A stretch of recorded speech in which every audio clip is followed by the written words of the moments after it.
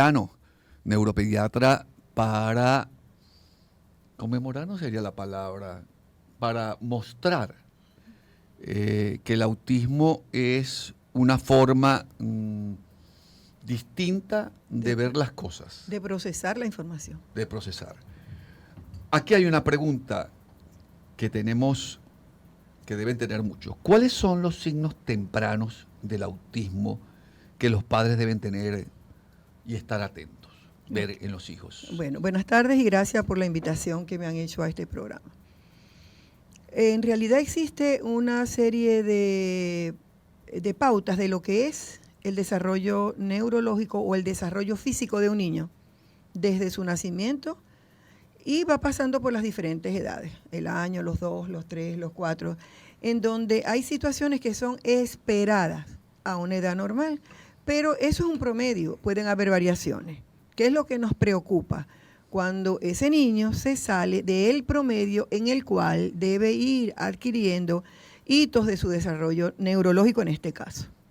Pero puede haber también retrasos. Sí, le estoy diciendo que hay variaciones. Ok. Pueden haber, hay un promedio para hacer las cosas. Ese promedio no significa que yo lo pueda hacer un tiempo antes o un tiempo después. Uh-huh. Lo que es importante es el tiempo antes o el tiempo después, cuánto pasa entre ellos. Por ejemplo, un niño entre los 6 y los 7 meses se puede comenzar a sentar. Ya es la edad en la que se comienza a sentar solo. Si no lo hace, podemos esperar 7 hasta los 8 meses. Si no, algo está pasando. Vamos a ver qué ocurre. Vendrá con una demora en su desarrollo motor. Okay. Y nos comenzamos a hacer esa pregunta. Hay edades para otras cosas. Por ejemplo, más precozmente, más tempranamente, a la edad de unos 3 meses de vida, algunos lo hacen antes, otros lo hacen después, 4 o 5, otros lo hacen 2 meses y medio. Es la aparición de la sonrisa social. Y sonrisa social llamamos a una sonrisa voluntaria que el niño tiene en respuesta a. No es la sonrisa involuntaria hasta dormido se ríen. La que obligan a uno. Sí, que dice, buscamos. Hola, sí. ¿dónde está este Saluda, bebé? saluda. No, es cuando el bebé está chiquito. Estamos hablando de unos 3 meses. Ok, ya entendí. 3 meses nosotros le hablamos al bebé, los pediatras tenemos esa parte muy infantil, no nos abandonó a nosotros a pesar de que ya somos personas de la tercera edad en mi caso. Pero le hablamos, somos 2. Ok, le hablamos como bebecito, ¿dónde está la cosa más linda de la casa? Por ejemplo, y el bebé de inmediato se ríe. Esa sonrisa social la esperamos a esa edad, 2 meses y medio, 3. Si el bebé tiene 5 meses, 7 meses y no tiene la sonrisa social. Si el bebé a los 3 meses no nos contacta cara a cara, no nos mira cuando le hablamos, cuando le hacemos un gesto en busca de esa respuesta, también nos debe poner en alerta porque este bebé no nos mira. Y una pregunta, ¿y eso no puede coexistir con otras condiciones? Sí. Por ejemplo, sí. Yo vine con algunas. Uh-huh. Dislexia, epilepsia. Y autismo. Sí, pero una dislexia no la vamos a poder ver en ese momento, ¿no? Obviamente. Obviamente, correcto. Los niños que tienen antecedentes de hipoxia, o sea, falta de oxígeno al momento de nacer, por problemas en el embarazo, una mamá hipertensa, una mamá que tuvo amenazas de aborto, sangrado, le dio COVID, que es lo último, o cuando era el chikungunya, o cuando era el Zika. Entonces son niños que vienen ya con un problema preestablecido. Esos niños pueden tener conductas similares y decimos en un autismo secundario A. Ok, y aquellos que tienen, por ejemplo, lo que se llama un pensamiento elevado, pero que no son autistas. A ver, voy a hablar, esto como una consulta y preguntas que voy a hacer. Yo tengo un hijo autista que se llama Juan, lo diagnosticaron ya mayor, estaba en la universidad, y tengo un hijo que se llama Sebastián, y los dos tenían conductas muy parecidas a las edades, pero Sebastián no tiene autismo, sino que tiene un coeficiente fuera de lo elevado, un coeficiente intelectual elevado. Los niños con coeficiente intelectual elevado. Mire, por cuestiones de, no sé si decirle de rutina, no son captados rápidamente como se debería captar. Entonces esos niños con un coeficiente superior a lo esperado para la edad, súper inteligentes que los tenemos, se confunden fácilmente con el autismo, porque estos niños con la condición del autismo El nivel 1, que es el nivel de severidad más leve, pueden ser súper inteligentes, tener memoria Yo no creo fotográfica, tanto en ¿no? eso, sino en la concentración. Por ejemplo, mucha gente dice, es muy inteligente. No, yo creo que la inteligencia se tiene que aplicar en todo. Uno puede llegar a ser muy capaz en un área, pero en otras ni cercano. Ok. Yo lo veo con Sebastián y con Juan. Juan es el autista. Juan es extraordinario para los detalles y de hecho está rankeado como jugador de videojuegos. Pero Sebastián todo le consigue una solución. Es analítico, es mucho más presto a resolver cualquier cantidad de problemas y socializa, socializa mejor que Juan. Juan no socializa. Porque Juan tiene la condición. Sí. Y es otro síntoma blanco, Ok. otro aspecto en donde hay afectación es en la socialización compartida. Ok. Les cuesta mucho socializar. Si ya Sebastián está diagnosticado que no tiene autismo, es un niño con coeficiente intelectual, QI, solemos decir, superior, eso lo hace ver extraño porque se está saliendo del rango. No quiere ir a clase. Por Sí. ejemplo, no quiere ir a clase. Porque ya ellos saben lo que le vamos a dar, Sí, seguramente. de hecho, Se aburre. sale en un examen mal, intencionalmente, y en el otro sale bien. Y dice, es muy aburrido. Claro. No quiero ir a ese colegio. En países desarrollados existen otro tipo de colegios para estos niños con talentos superiores, porque les dan Pero cosas que los hagan ahora sí sentir. voy porque mis dos hijos han tenido educación fuera. Y cuando hacen la valoración, es cierto, los llevan a unos colegios para niños destacados, o como le digan el nombre. El caso de Juan lo llevaron por matemática y física, por destacado de matemática y física, lo metieron en una, eso se llama un programa de la NASA, pero que le dan una cantidad de instrucciones para hacerlo. A él no entendió bien las instrucciones e hizo todo lo que le enviaron, que era para un periodo de 3 meses, lo hizo en un fin de semana. Y lo llevó. Cuando el profesor viene y le dice que no, que eso tenía que hacerlo Como era en el tiempo que en el programa que es, él dijo, no lo voy a hacer así, porque yo lo hice. Obviamente lo sacaron del programa, porque le tenía que tener una disciplina, pero ahí no estaba diagnosticado. Y lo sacaron, porque no cumplió las normas. Si se dice que los autistas son grandes cumplidores de normas, ¿qué pasó allí? A la visión de una... Pero ese es Juan, el que usted dice que no tiene autismo. No, ese es Juan el Ah. que tiene autismo. El mayor. Pero no, Correcto, no correcto, escuchó correcto. y no Sí. vio que eso, sino que Sí. él entendió que todo tenía que hacerlo Exacto. el fin de semana. Ya. Hizo todas las operaciones un fin de semana, lo que supuestamente era un trabajo para 3 meses. Porque tiene un autismo de alto funcionamiento, ¿no? Sí. Y eso lo llevó a él a poder resolver la dificultad en un fin de semana. Y hay que... ¿Por qué los autistas buscan grupos de aceptación? ¿Por qué encontramos, por ejemplo, en los LTBG muchos autistas? ¿Por qué encontramos en los otaku, creo que se llaman, muchos autistas? ¿Por qué encontramos en los grupos de programación muchos autistas? ¿Por qué encontramos en los videojugadores muchos autistas? Bueno, mire, ¿no? Hay una serie de cosas acerca de esta condición que aún no la sabemos, como quisiéramos saberla. Pero ¿qué se me ocurre a mí decirle a usted en el tiempo que tengo tratando esta condición? Que ellos van a... no son neurotípicos. Y ellos visualizan muy bien a estas personas que no son típicas tampoco. Porque si está en un movimiento LGTB, allí no están los típicos, ¿verdad? No. Se supone que los típicos estamos del lado acá. Entre comillas, porque no sabemos bien dónde está la cosa, ¿no? Entonces, el que tampoco es neurotípico, él se siente identificado con un grupo de personas que la sociedad los tiene muchas veces, pues, no están a la orden del resto de la sociedad. No digamos que marginados, porque ellos están haciendo valer sus derechos cada día. Pero incluidos del todo tampoco están. Bueno, vamos a poner un poco de música para relajar esto y vamos a hablar un poco más del diagnóstico precoz y la importancia. Con la neuropediatra Enoé Medrano, porque ahora vamos a hablar sobre la importancia del diagnóstico precoz en función del autismo. O sea, ¿qué importancia tiene ese diagnóstico precoz? Ok, antes de seguir con el diagnóstico precoz es importante que puntualicemos algunos de los síntomas precoces que que no los hemos mencionado, además de la sonrisa social, del contacto visual, el responder a su nombre a partir del sexto, séptimo mes, el empezar a reconocer sobre el año de edad, aproximadamente 15, 16 meses, sus partes anatómicas, donde están los ojos, la boca, el pelo, la nariz.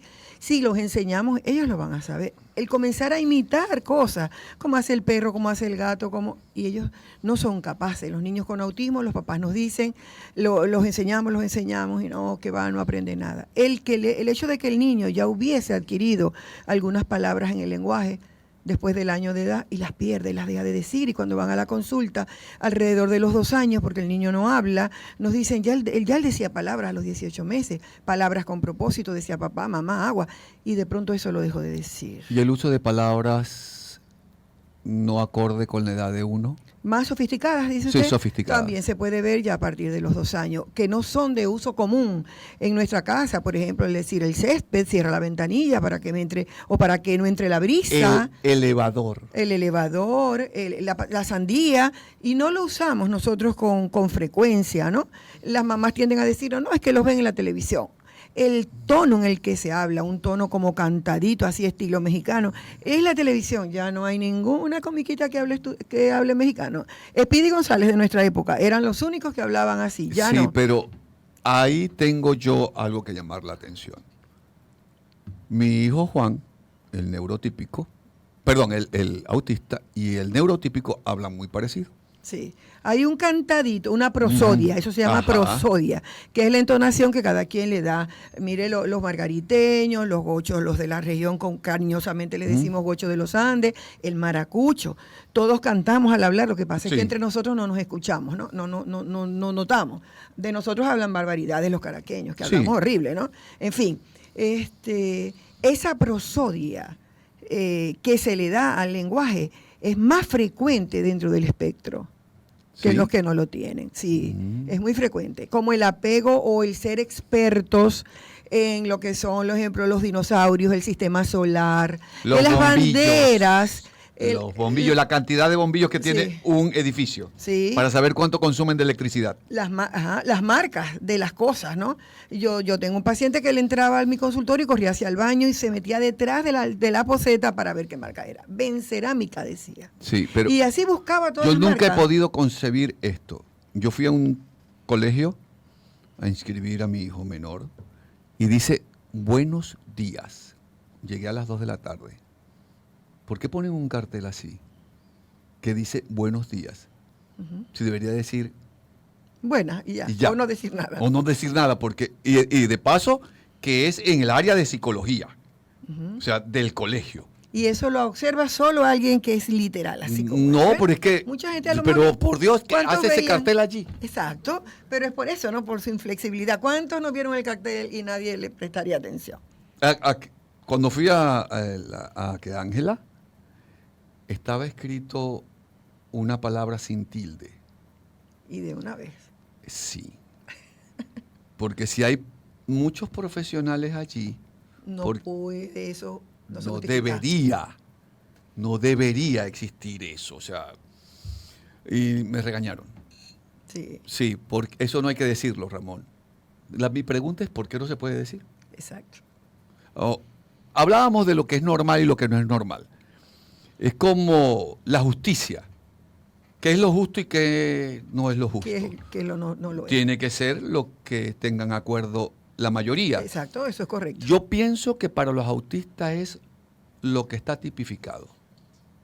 Eso es la justicia. Por eso es que existen las normas. Si dice pare, me debo de parar.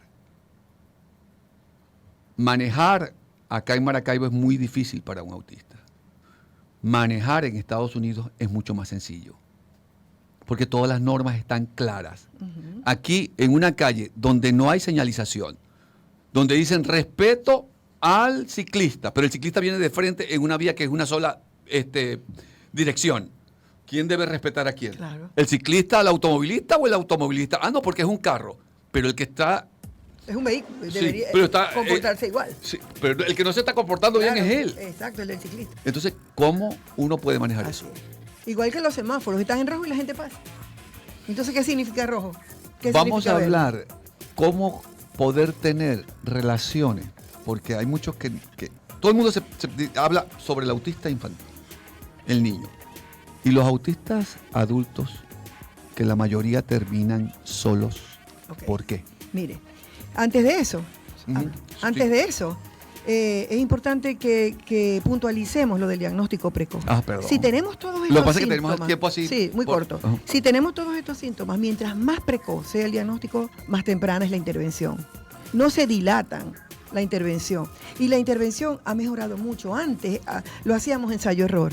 Hace 30, 40 años atrás no sabíamos nada de esta identidad. No sabíamos.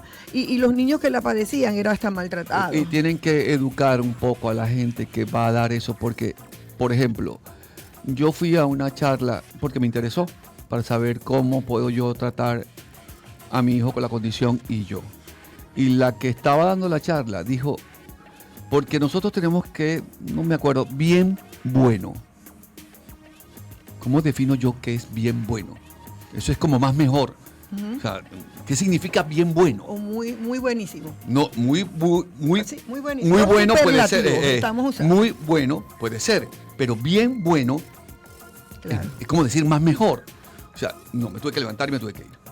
Porque es que eso no puedo comunicarme con alguien que debo comunicarme de manera clara con palabras así. No se entiende. Entonces, yo sé que es importante lo del diagnóstico y vamos con los Pero esa niños. era la razón. Ok. Que la intervención precoz es ayudar al adulto cuando esté más grande. Allí, ¿cómo es convivir con un adulto? Porque, a ver, si a usted le aparece un hombre de 60 años o 62 que empieza a gritar, se golpea la cabeza y sale corriendo, se baja de un carro y sale corriendo, ¿qué opina? Si no fuera médico ni fuera nada y este que le pasó, está loco, dice la gente, ¿verdad? Eso es lo primero que dice. Claro. Eso es Y lo no primero. entendieron que, por No ejemplo, habían entendieron. 4 o 5 personas Algo hablando que detonó. dentro del carro que estaban en un semáforo que ya había cambiado a verde y nadie se movía cuando tenían que moverse y que la música estaba a alto volumen. Ujú. Eso la gente no lo entiende. ¿Cómo manejar eso? ¿Cómo explicárselo a la gente? Mire, por eso le digo, ¿no? Que de unos 40 años para acá es que esto está avanzando. Ni siquiera la Facultad de Medicina teníamos. Los médicos salíamos sin saber nada de los neuro o de los no neurotípicos. No lo sabíamos. Hasta que se le debe a una profesora, Nelly Villalobos, porque tuvo un hijo con un autismo severo, porque también todos estos síntomas van a depender de la severidad. Un autismo leve pasa desapercibido. No, pero perdón, yo digo Puede ahí algo. pasar. No. El autismo leve tiene tantas dificultades como el severo. Por el severo, por ejemplo, yo lo identifico rápido. Exacto. Ese que Moderado y severo, ese es sí, rápido. pero el que no se nota, ahí es donde vienen todos los calificativos de grosero, mal hablado, que esta persona no tiene educación, es intencional lo que está haciendo. Todos los epítetos de perversidad que hay, entonces empieza a entrar un sentimiento de culpa. ¿Será verdad Sí. que yo soy malo? Yo soy una mala persona. Entonces, si soy mala persona, no quiero andar con ellos, no le quiero hacer daño a nadie. ¿Cómo le voy a estar haciendo yo tanto daño a la gente? Ese es un inconveniente. Sí, claro, por Porque- supuesto. Entonces, ¿cómo? Mire, hay campaña, ya hay una cátedra libre de autismo en la Facultad de Medicina, donde la preside actualmente Ángela Villalobos, la psicóloga Ángela Villalobos. ¿Cuál es nuestra intención? Y por eso el día de hoy, de crear conciencia en las personas de que hay algo distinto ¿Y por qué a la no? normalidad. Y otra cosa, perdón que cambie tan rápido los temas, pero es por el tiempo. Los padres que tienen hijos autistas, que no entren en ansiedad porque es peor. Ujú. No son personas que están mal de la cabeza. tienen otro punto de vista. Sí, de la realidad. procesan la información del día a día, de la realidad, de manera diferente. Y los intereses Eso son es lo que distintos. hay. Los intereses son distintos. Pero para eso los papás, a quien se les dé la noticia o se les dé el diagnóstico, ¿verdad? El que lo asimila mejor, el que lo acepta con más rapidez, ese está ayudando más. Conocer una entidad es ayudar a quien la padece. Si hay una negación de los padres, no van a entender qué es lo que le pasa a su hijo si no se ilustran. Ok.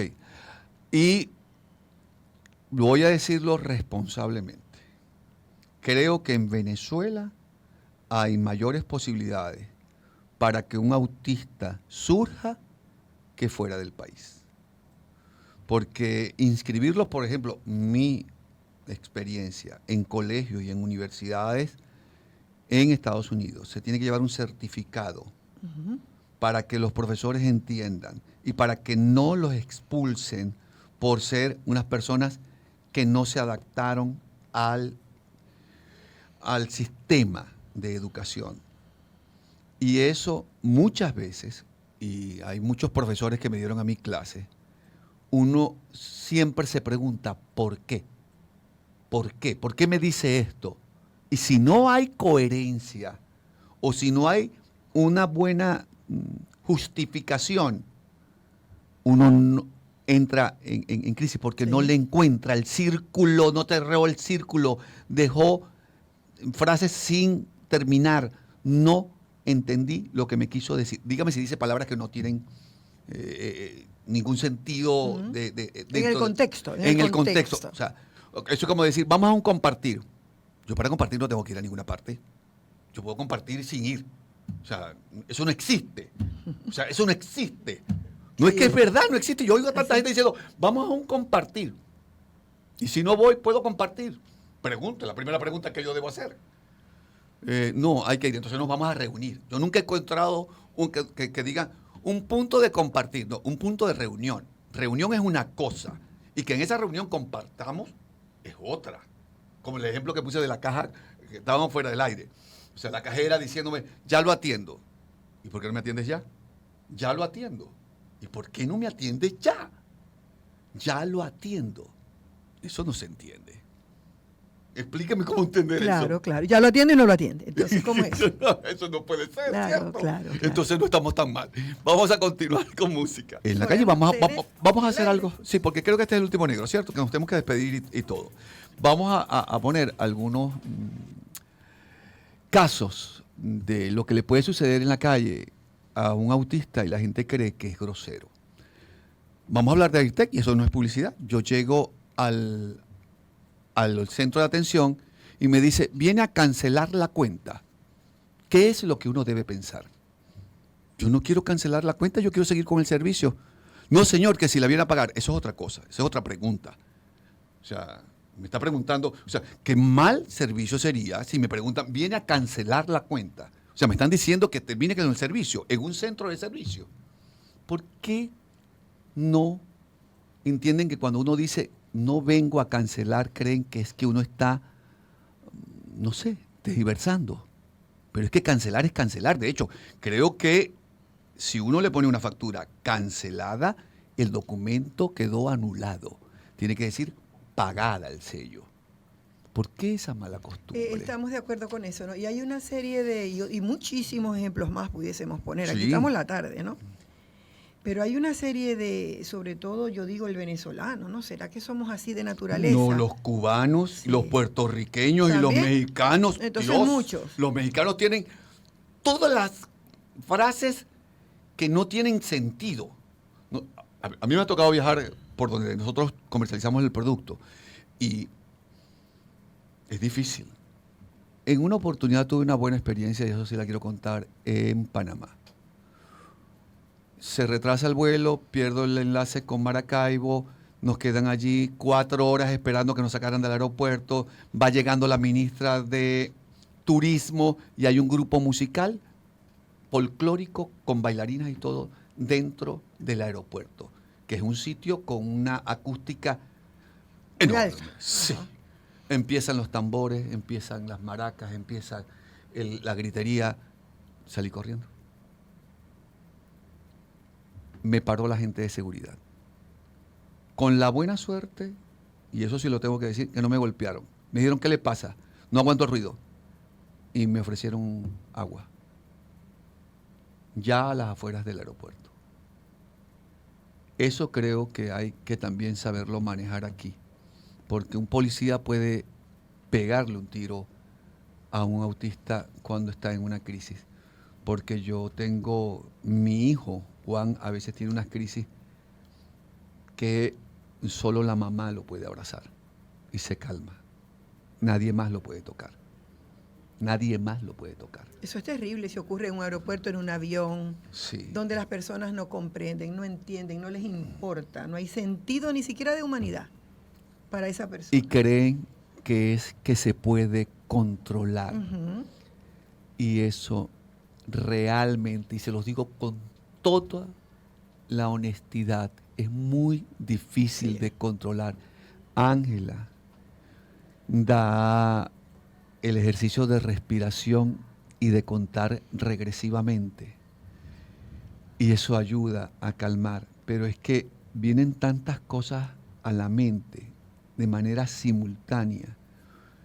El relacionarse con terceras personas y creer que uno es el culpable de todo lo que está pasando, porque desde pequeño le han dicho a uno que así no es, que se burlan.